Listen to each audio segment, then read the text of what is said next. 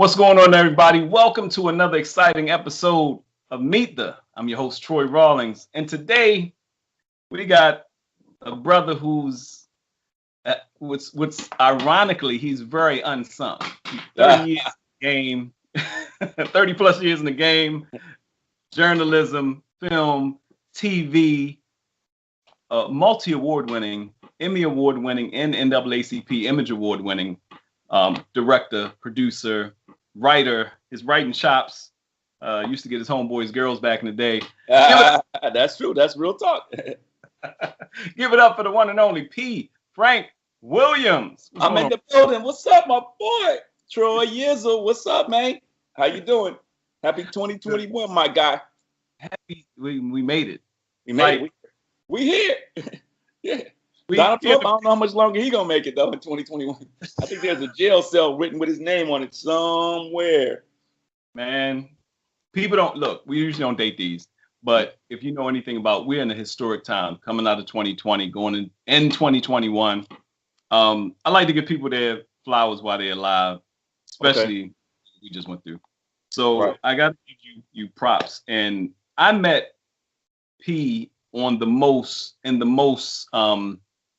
Hollywoodish time. The people who have helped influence some of the things I do, whether they know it or not. Chris Williams, who was director of How Do I Look for the Style Network. He was my first guy, my first TV development deal here with the Taboo Talk piece. I met P sitting at a bar restaurant next to each other.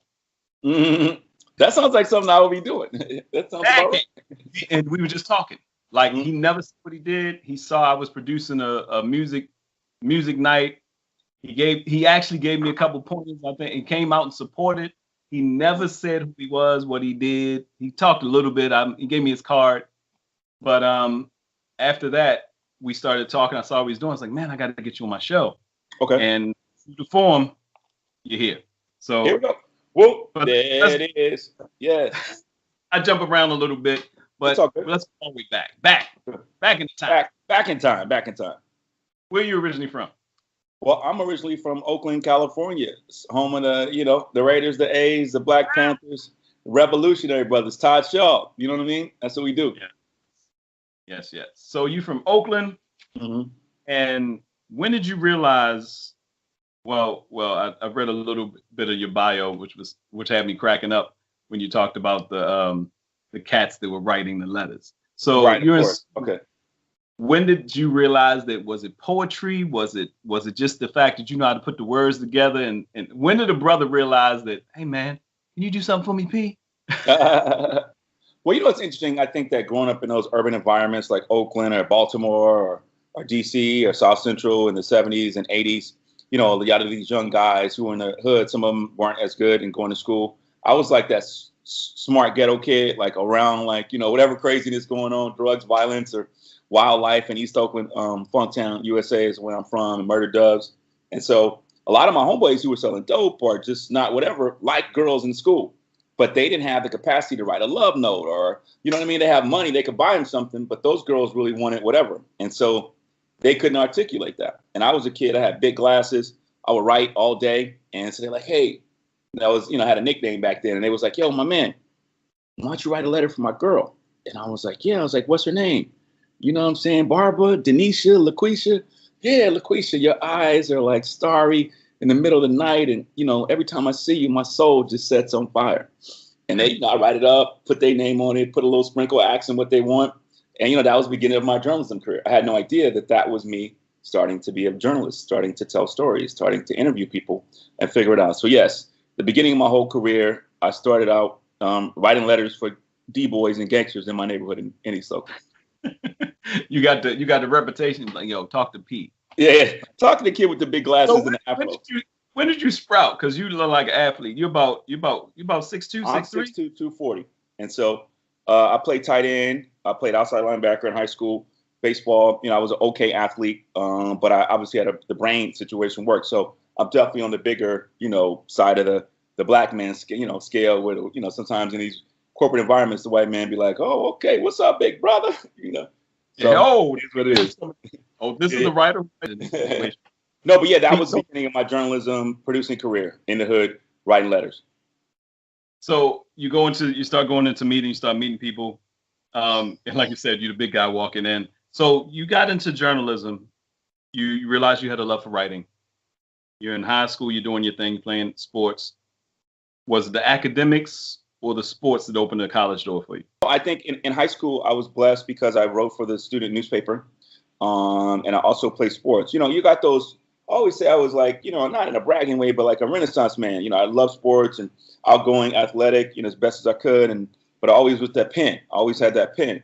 And so I always think I should have probably been a rapper because I had some real good, in high school, I wrote a sports column. And then, I was a junior statesman, the student guy. It was weird because there was a point in my life, though, where, I was homeless. I think I've mentioned, and I've talked about my story and been very clairvoyant that, it wasn't always the greatest time, but the academics and being scholarly is what kept me alive. And so even if I slept in my car for, months, almost a year, I still kept going to school. So, yes, it was the academics that helped me go to San Diego State and then to Columbia University. You know what I mean? So, stick with them books. And I always, it's a trip because I think a lot of the young hustlers don't realize. And me and my buddy IC always talk about it's the marathon. It's the long game. And so a lot of the young guys that I saw in my urban neighborhood who were selling dope or trying to get into stuff or whatever, that's the short run. And so I always was able and fortunate to see the marathon, not sprint. So let's talk about that a little bit. You're going to college and you find yourself in a situation where you're homeless. Yeah, well, right before I went to college, when I was 16 years old, my mother was out, doing stuff and wasn't really there in the household. I was taking care of them, and I was out in the streets briefly, and then I was able to live with my grandmother.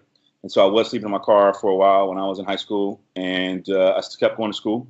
And when I was about to be 18, I packed up all my clothes and put them all in the U-Haul truck, and I drove myself to San Diego State. No mom, no dad, nothing, and just was like, I got this, some scholarships and Pell Grants, what they was giving out back then.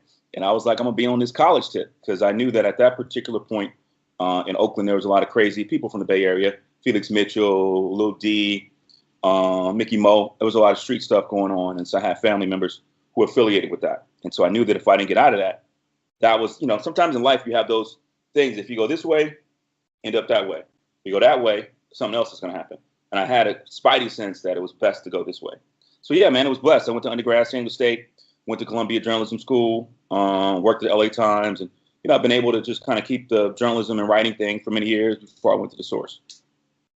So what is it about writing that feels like nothing else you can do? Because you're a man, when you're a Renaissance guy, you got many talents. But when you put that pen to paper, pencil, whatever, and you start writing, where does it take you? Well, like I said, it goes back to that kid with the glasses who would sit in his room and read all these books. And, I think as a child, I remember watching Happy Days and Laverne and Shirley and What's Happening and the Jeffersons. And no matter what was going on outside of me or in the hallway or in my own house, that was my escape, my getaway. So learning how to tell stories about people. And, I was really shy. It's crazy that I'm so outgoing now because I was a very shy kid. And I started writing. And so I would write my little stuff. And, at some point, telling stories was always what it was about. And so I was blessed to be able to do that. And, I think I always tell my kids and people that I know, it's great that you have a gift. I had a gift to be able to write. Right. I didn't make it up. It just was, I was born with it, but I didn't just sit on it. I actually did something with it and wrote, and those poems became articles in high schools. Those articles became articles in LA Times. Those articles became Suge Knight, Biggie, Tupac, Scarface, Dr. Dre, whatever, all of that, later on. Source. How did you get introduced to the Source? The Source magazine. Well, I was a reporter at the LA Times. When I graduated from Columbia University, I started working at the LA Times. I got a job in this diversity program. And while I was at Columbia, one time I was in the auditorium and it happened to be the 50th issue of the Source magazine. And so at my school at Columbia in 1994, I met Dave Mays, the owner of the Source at Columbia in the auditorium. And also there was Grandmaster Flash, Africa Bambaataa, and who else is Grandmaster? And Kool Herc. I met them all one day. Is Dave a part of the Zulu Nation? Because that's Zulu No, Nation. but it just happened to be a 50th anniversary of the Source, and it had all those pioneers. Right, so I said, right. Hey, Dave Mays, what's up? I'm P. Frank. I bum rushed him. Like I didn't have my demo tape, but I was like, here's my little writing card. And so I was like, Dave, I got to get down. The Source was the Bible of the culture. Yeah. And I was a B-boy. I've been a B-boy since, I could put my Pumas on in my cardboard box in 81. And so, I met Dave. I was like, hey, Dave, I'm the man. Give me some love. And so they didn't have anybody on the West Coast really writing about hip hop. So at the LA Times, I started writing about hip hop, and I wrote about AMG. I'm celebrating currently my 25th anniversary in the culture. In 1995, my first article about AMG came out in the Source. So when I met Dave, probably about 9 to 10 months later, I got my first article. And then after that, I did a few and they trusted me. And then I ended up covering Eazy-E's funeral and the death of Eazy-E. So my first Source cover was about Eazy-E's death in 1995. I know that takes me back. Y'all like what? Yes, 1995. I know. It's some people watching right now that they don't even know what the Source is. Okay. Like there's a generation that doesn't know, like, to have like the Source was the Rolling Stone of hip hop. In the 90s and early 2000s, Rolling Stone, or the Source covered hip hop as it was growing. So as the culture, Jay-Z, Biggie, Tupac, DMX, Rough Riders, all of that exploded. Hip hop exploded as the #1 music. We were there in the same club. I always tell people, if Puff and Jay-Z is right there partying in the club, that's me and my boys over here doing whatever else, trying to cover them, trying to document the culture. The Source was the first place that the culture was unfiltered. You know what I mean? Right. It was raw. It was real. And it didn't look like it before XXL or anything like that. It didn't look like you had Right On and these little magazines that look romper roomish. No offense to them, but right. Source came and was like you said, they were there. Yeah, they were interviewing. And if you got 5 mics in a Source, let me tell you, there were hip hop. There are people we consider hip hop legends that never got 5 mics in the Source, and they, Biggie said he wanted to get 5 mics. He got it before he passed away. Right. I think I forgot and what Dr. it was. Dre, by the way, crazy story.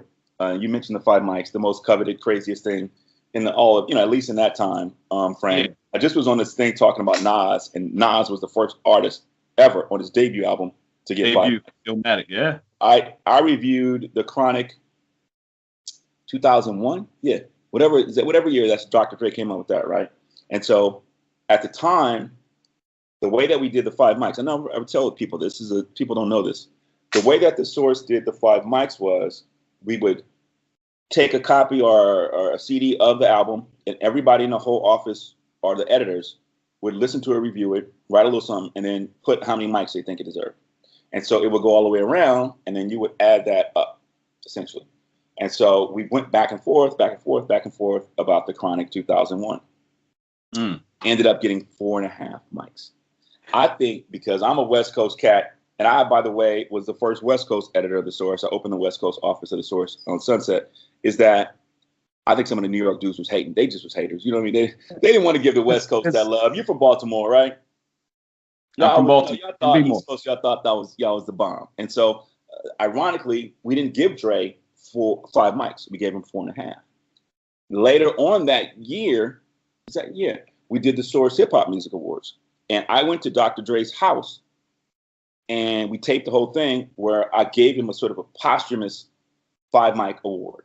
And so Dre was supposed to come out that day and accept it on the Source Hip Hop Music Awards, but that became the year of the fight on stage and Snoop and Suge. And so just a little bit of hip hop history. Yes. The mics, come on, boy. Back in the day, mics. I think that's why that little 4.5 mics might have been the spark. Is that what you think? They was bad and you only got 4.5. Now like, was that the reason that y'all ain't got East Coast ain't got no love for Death Row? Let it be known. Right. Hilarious. It's people that I know that were in. Were you there? You were there. You had to be in the audience. Were you there? I wrote that show. Yes, I was on stage. I mean, not to be like that, but I remember being on stage at that. Is that 2001? Because I did 99, 2000, 2001, and this was the year I think we were at the Pasadena, and then the Death Row dudes came from one side, and Snoop and his people were on the other side, and they were fighting on stage, and the police were there. They started to try to mace people and Snoop, and they started fighting on stage, and then there was a fight in the audience. Anyway, wild days. But yes, The Source. When the Source movie documentary comes out, people are gonna be like, "Oh my God." To be alive in the beginning and the starts of hip hop, if people don't even understand what that means for us and why we so serious about the culture as a whole.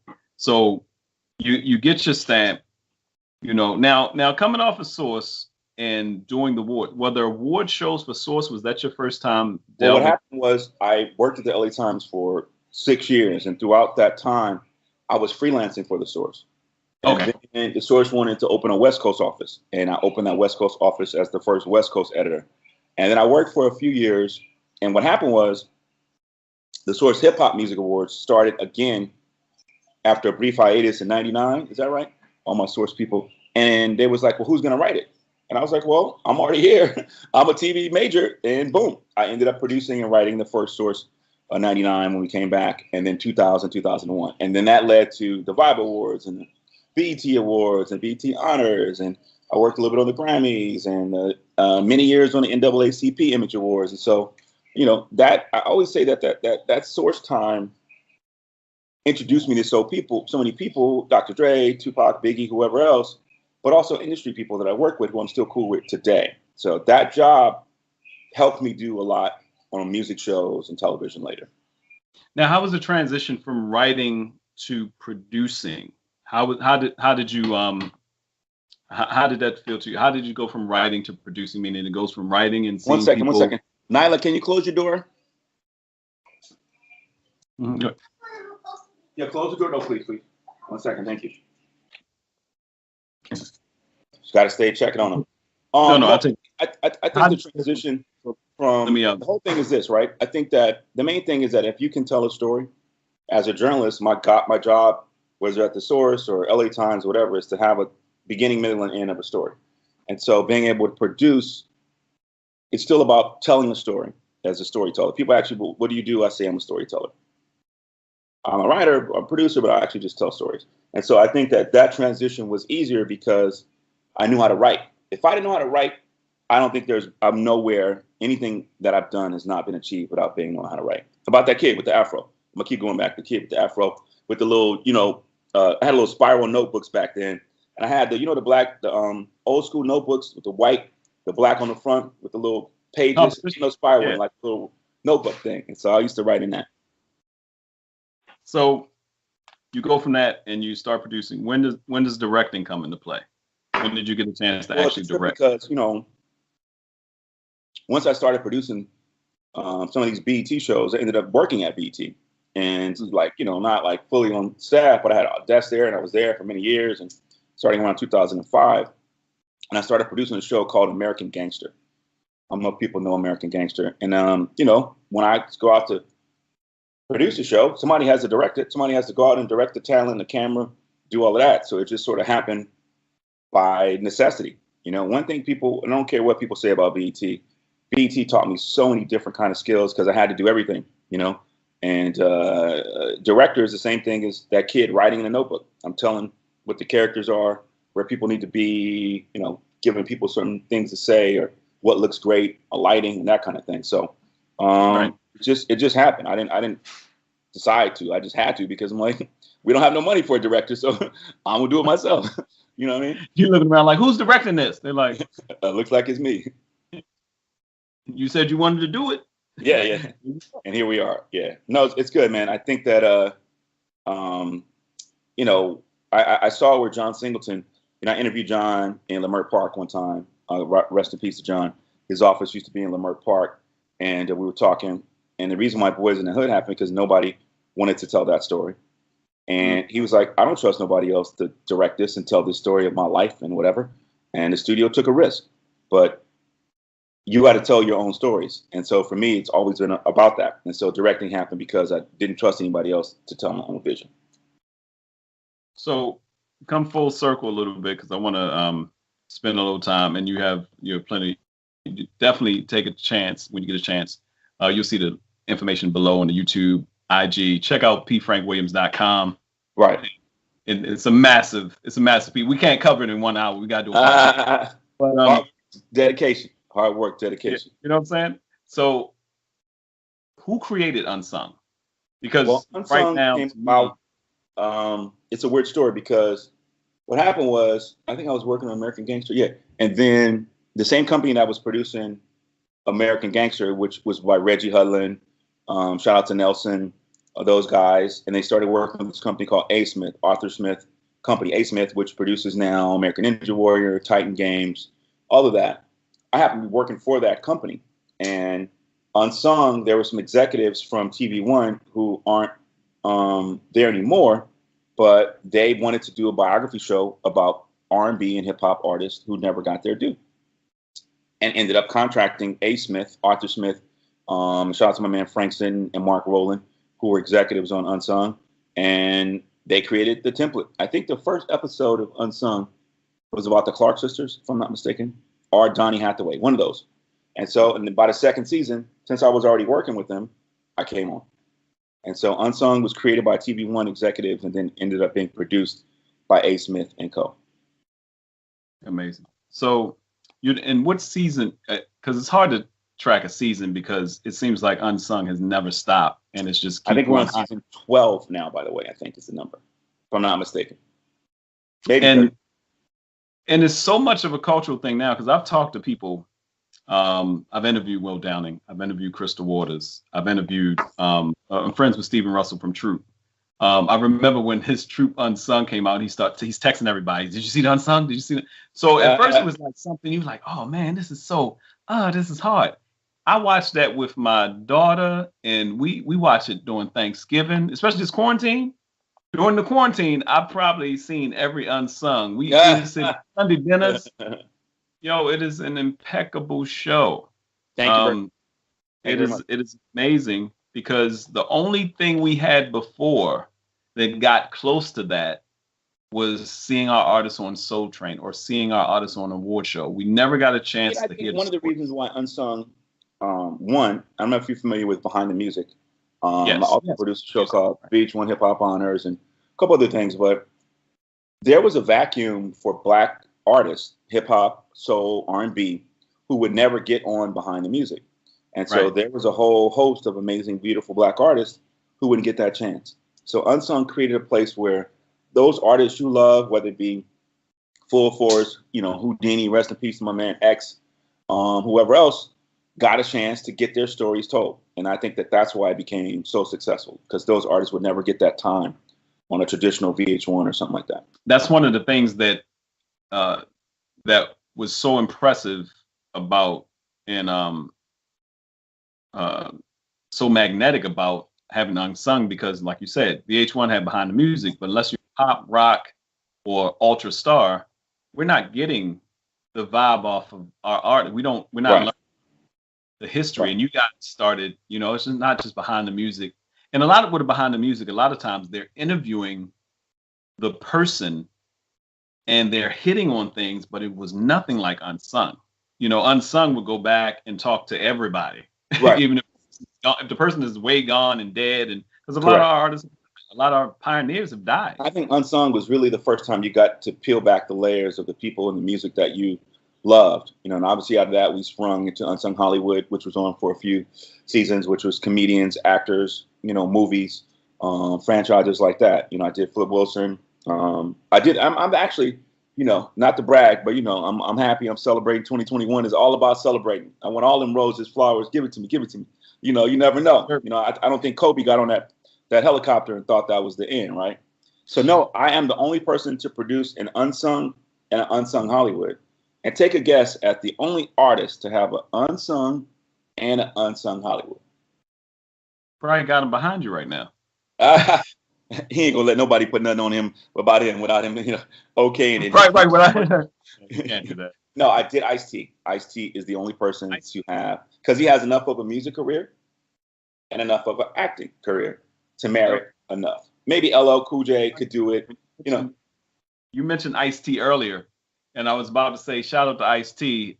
Shout out to my big bro. I was trying to find my Ice-T shirt that he signed for me. Shout out to my loved one, my big bro. I love you, my OG. Yo, Ice is a real player. You know what I mean? Like, you know what I'm saying?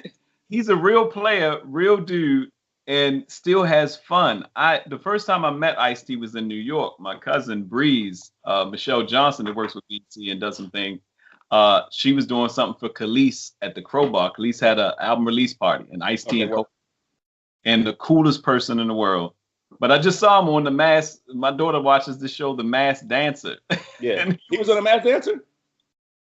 I gotta watch that. Yo, Ice-T was on The Masked Dancer. Yo, I gotta watch that.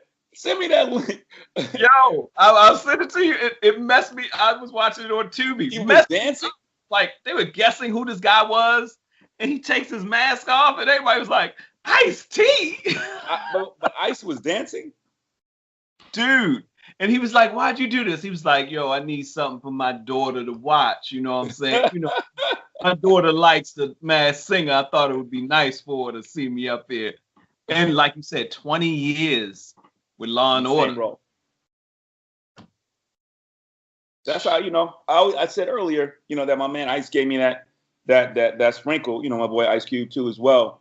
It's a marathon, not a sprint. If I could tell you anything about our whole conversation today, if you take anything from talking to me or my life or whatever it is, it's a marathon, not a sprint. Meaning most people think about the 100 yards that they got to go and they're like, I'm going to just win.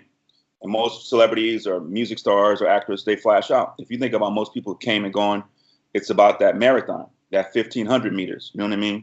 That big long one. And that's the endurance. And so for me to be able to still be going 25 years later is a testament to that little kid. You know what I mean? And knowing that it was a marathon. Some of your, I would say the top one, but I'm going to say your top three. I know it's hard. Your top three unsungs. Oh, wow. That's a really good question. Man, you trying to kill me today. You know, I produced Bone Thugs, Houdini, Big Daddy Kane, Too Short, E40, Arrested Development, Full Force, Ice-T. I could just keep going. I'm trying to think about them all. I can't even think about them all. That's a good one. Zap, featuring, you know, Zap and Roger. I should say the one that messed you up the most, because some of these unsungs, the one that messed you up the most, you did it. I'm gonna give you top three for different reasons, real quick. The number one song, well, let's say this. The one that I liked doing the most, that gave me the most pride, was Too Short, because obviously I'm from Oakland. I grew up in Oakland. I saw Todd on the bus in 85, 84, something like that as a kid. So to be able to come back to do The Legend of My City, and who was a friend of mine who I'd known for years, the pride in that was amazing. Second, the one that I thought, there's two that I thought that people needed to see, didn't know. The first one was Full Force. Full Force is one of the dopest groups in the history of music. Writers, producers, Britney Spears, Backstreet Boys, James Brown, UTFO. These guys are geniuses. And so nobody really knew that. And for a while, Full Force became the most highly rated unsung. And then the one after that was really high rated was Big Daddy Kane. I was a really big fan of Big Daddy Kane. And so to be able to see Kane and hang out with Kane, who was just a super dude. But my number one unsung of all time is 20-something episodes later, by the way, is my number one unsung is got to be Zap and Roger. You know, Roger Troutman, More Bounds, Computer Love, I Want to Be Your Man. The Man, California Love, was one of my favorite artists. And I'm not sure if you know, but Roger was killed by his brother, and his brother killed him. And so, and the brother killed himself. It was a very tragic, horrible situation.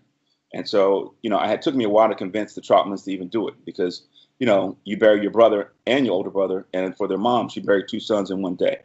So I ended up going to Ohio, interviewing them, hanging out, and, you know, often Black people don't get therapy. And so a lot of them hadn't really dealt with the trauma of what had happened, you know, and a lot of them cried in the interview. I went back to my hotel room after some of them, and I don't mind that they dumped their pain on me. They needed to get it out. And so there was a really tough show. And when I went back to my room, I cried a few times because, you know, I couldn't imagine what they went through. And their whole life was, you know, Roger was the genius. Roger was Prince. Roger was R. Kelly. Roger is Stevie Wonder. You could put him with a piece of tape, and Roger could go in the studio and make a whole album, literally, with all the instruments and everything. And so after that show, shout out to my man Lester and Lil Larry and my boy Zap, Terry Troutman. Zap came back together. They started doing shows. That show helped put them back on the map. And so that's my top rated unsung of all time. It's not just because of what the story was, but because what it did in direct action. I would have to say yeah,